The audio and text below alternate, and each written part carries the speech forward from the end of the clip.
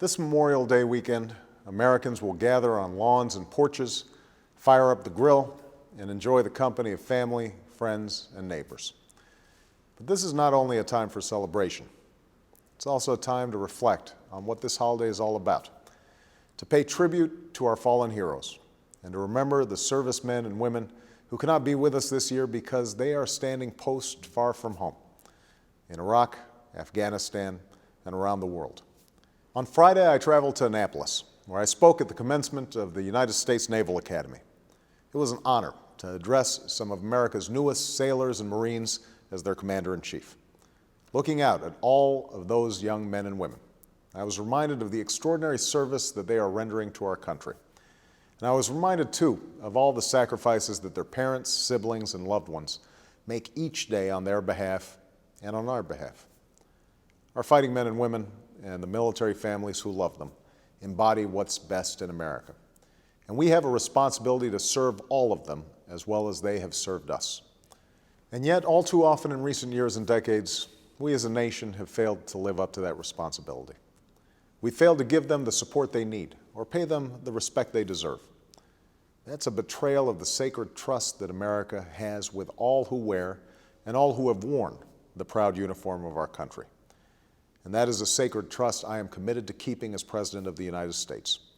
That's why I will send our servicemen and women into harm's way only when it's necessary and ensure that they have the training and equipment they need when they enter the theater of war. That's why we're building a 21st Century Department of Veterans Affairs with the largest single-year funding increase in 3 decades. It's a commitment that will help us provide our veterans with the support and benefits they have earned and expand quality health care to 500,000 more veterans.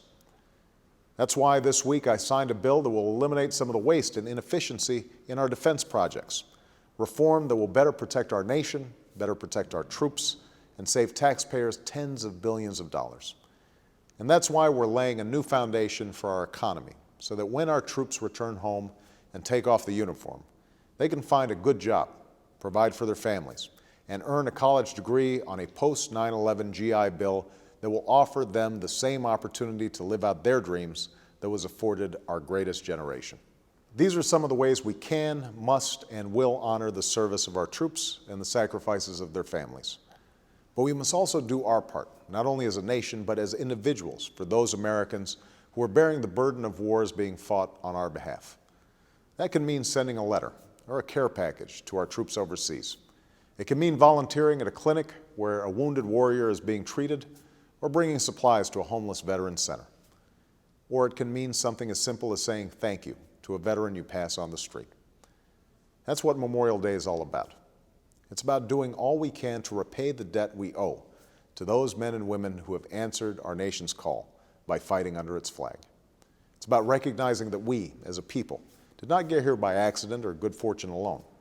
It's about remembering the hard winter of 1776, when our fragile American experiment seemed doomed to fail, and the early battles of 1861, when a Union victory was anything but certain, and the summer of 1944, when the fate of a world rested on a perilous landing unlike any ever attempted.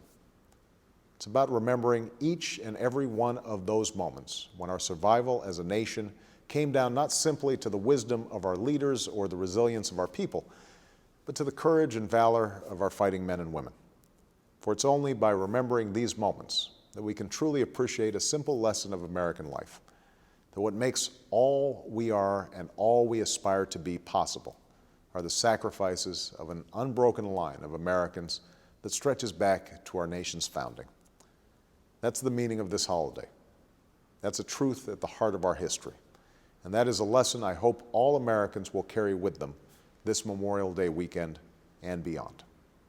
Thank you.